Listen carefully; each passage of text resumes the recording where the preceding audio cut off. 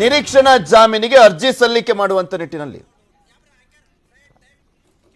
ಮುಕೇಶ್ ಅಂಬಾನಿ ಅವರ ರಿಲಯನ್ಸ್ ಇಂಡಸ್ಟ್ರೀಸ್ ತನ್ನ 45ನೇ ವಾರ್ಷಿಕ ಮಹಾಸಭೆಯನ್ನು ನಡೆಸ್ತಾ ಇದೆ. ಮುಕೇಶ್ ಅಂಬಾನಿ ಅವರು ಮಾತನಾಡ್ತಿದ್ದಾರೆ ನೋಡೋಣ. Webcast of the proceedings of this meeting have also been provided. The requisite quorum is present and therefore I call the meeting to order. Register of directors and key managerial personnel and their shareholding and register of contracts or arrangements in which directors are interested are available. This will remain accessible to the members for inspection electronically if they so desire.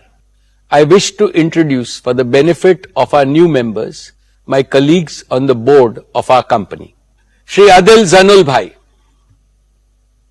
Shri R.S. Gujral, Dr. Shumit Banerjee,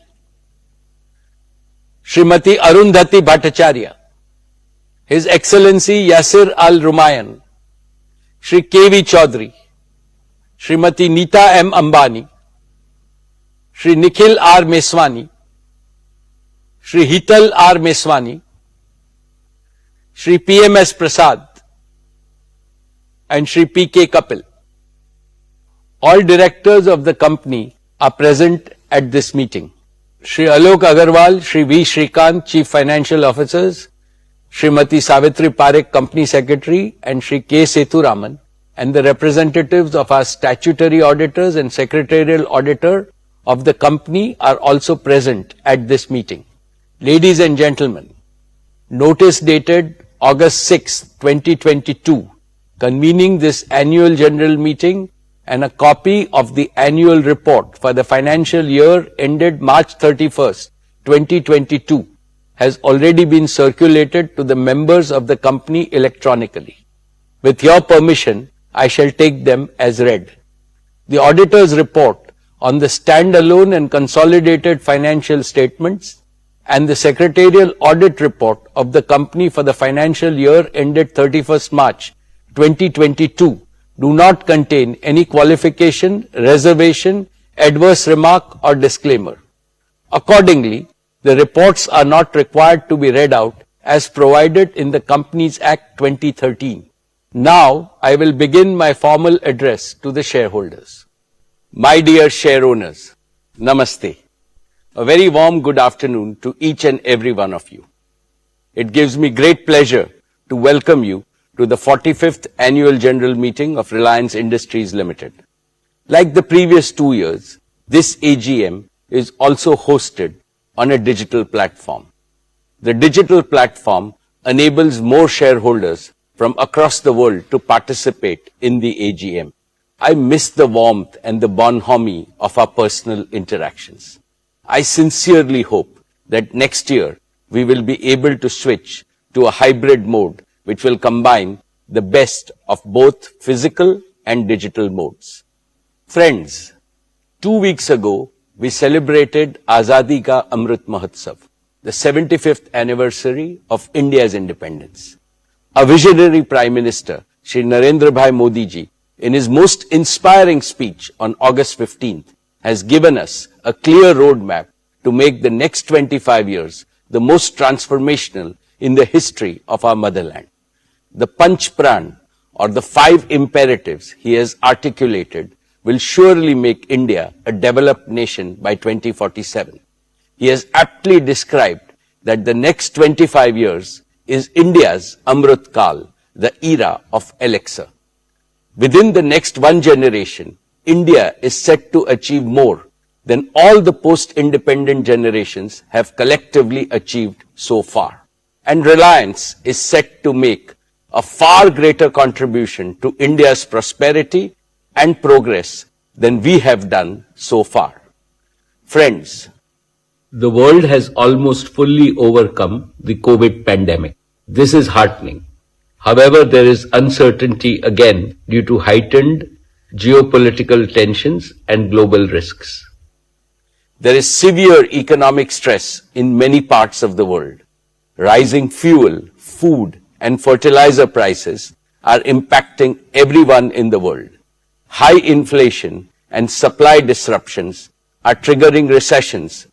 Amidst this global unpredictability, India stands tall as a beacon of growth and stability. The government's skillful management of the pandemic and the pragmatic approach in dealing with the ensuing economic challenges have helped India emerge stronger than before, wiser than before, and more resilient than before. I would like to congratulate our Prime Minister, Shri Narendra Bhai Modi ji, for his far-sighted leadership, and our Finance Minister, Srimati Nirmala Sitharaman ji, for her exemplary stewardship in navigating the Indian economy through a period of unprecedented challenges.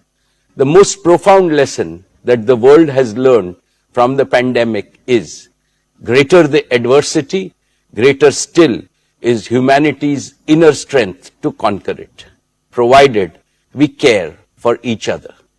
Friends, this prompts me to reiterate the core philosophy of Reliance, the philosophy of we care. We care for our employees and their families. We care for all our stakeholders, customers, shareholders, and partners. We care for India and all 1.4 billion Indians. We care for the planet and its people. It is the philosophy of doing good to do well. It is the philosophy to create greater value for others first. The ever-expanding circle of care enhances respect for Reliance globally and ensures its sustainable growth year after year, decade after decade, and generation after generation. Dear friends, let me now speak about the business and financial performance of your company in the year 2022. Reliance has continued to make all-around progress across its businesses. Our company became India's first corporate to cross $100 billion in annual revenues. Reliance's consolidated revenues grew 47% to 7.93 lakh crores or $104.6 billion. Reliance's annual consolidated EBITDA crossed the crucial milestone of 1.25 lakh crores. And in true We Care spirit, Reliance Foundation continued to benefit millions of people across the country. Reliance not only set higher benchmarks of serving the community, but also created business value and societal value on an unparalleled scale. Reliance's exports grew a massive 75% to cross 250,000 crores. We accounted for nearly 8.4% of India's merchandise exports in the year, up from 6.8% last year. During the year 22, Reliance continued to be the largest taxpayer in India. Reliance's contribution to the national exchequer by way of various direct and indirect taxes increased 38.8% to 188,012 crores. Reliance also set new records in creating jobs for Indians. Reliance added 2.32 lakh jobs across all its businesses, with Reliance Retail becoming one of the largest employers in the country. Friends, let me start with our digital services business, Jio.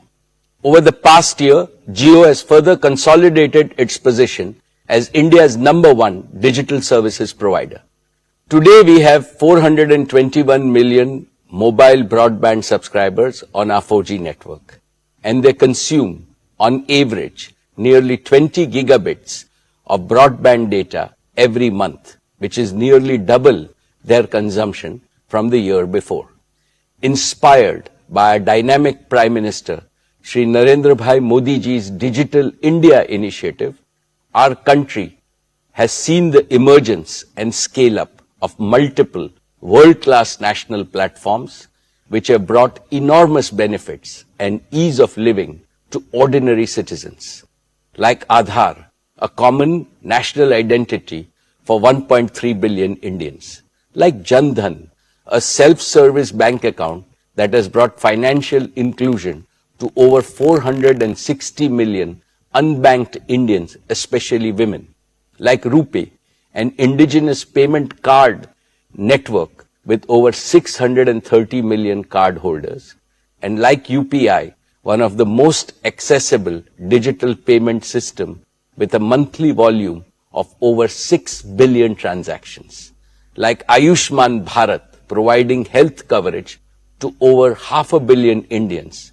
Another example is our Prime Minister's path-breaking Startup India initiative, under which India has launched over 73,000 new startups in the last 6 years. They have collectively attracted nearly $63 billion of investment and contributed to the creation of lakhs of new employment opportunities. And we have the example of how India has used digital connectivity and digital platforms to stay resilient even during the COVID-19 pandemic. With both humility and pride, I would like to state that all these phenomenal accomplishments became possible because Jio built a world-class 4G digital infrastructure at the right time with sufficient capacity and offered it most affordably to every Indian to take India to global leadership. Let me now talk about Jio's fixed line network. Jio's high-quality, redundant and always available fiber optic network is the information backbone that carries data traffic from every corner of India and connects it to the global internet. Today, Jio's pan-India fiber optic network is more than 11 lakh route kilometers in length, enough to go around the planet Earth more than 27 times. Over the past year, we also saw acceleration in the adoption of Jio Fiber, with 2 out of every 3 new customers choosing Jio Fiber. Jio Fiber is now the #1 FTTX service provider in India with over 7 million connected premises, a feat achieved in less than 2 years despite COVID lockdowns. But despite strong growth, India still lags behind the rest of the world significantly in fixed broadband services. With about 20 million connections, India is ranked a lowly 138th in the world in fixed broadband adoption. Unlike in leading nations, the vast majority of our homes, offices, and businesses have been deprived of the power of fixed broadband and ubiquitous indoor Wi-Fi, and consequently the power of modern digital tools.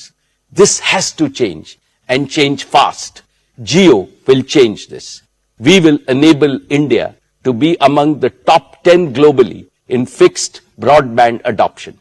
Friends, today I want to announce the next leap forward that Jio is creating in digital connectivity, especially in fixed broadband, and that is Jio 5. Reliance industries ಲಿಮಿಟೆಡ್ನ 45ನೇ ವಾರ್ಷಿಕ ಮಹಾಸಭೆ ಸಂದರ್ಭದಲ್ಲಿ ಮುಖೇಶ್ ಅಂಬಾನಿ ಅವರು ಮಾತನಾಡ್ತಾ ಇದ್ರು. ಯಾವ ರೀತಿಯಾಗಿ ಸಾಧನೆ ಮಾಡಿದೆ ಕಂಪನಿ ಅನ್ನುವಂಥದ್ದನ್ನ ಕೂಡ ಹೇಳ್ತಾ ಇದ್ರು. 11 ಲಕ್ಷ ಕಿಲೋಮೀಟರ್ ಉದ್ದದ ಆಪ್ಟಿಕಲ್ ಫೈಬರ್ ದೇಶದೆಲ್ಲೆಡೆ ಹಬ್ಬಿದೆ. ಇದು ಸೇರಿದಂತೆ ಇನ್ನು ಯಾವೆಲ್ಲ ವಿಚಾರಗಳನ್ನ ಮಾತನಾಡಿದ್ರು ಅಂತ ನೀವು ಕೂಡ ನೋಡ್ತಾ ಇದ್ರಿ. ಮತ್ತಷ್ಟು ಸುದ್ದಿಯನ್ನು ನಿಮ್ಮ ಮುಂದೆ ಇಡ್ತಾ ಹೋಗ್ತೀನಿ, ಆದರೆ ಅದಕ್ಕೂ ಮುಂಚೆ ಒಂದು ಸ್ಮಾಲ್ ಬ್ರೇಕ್.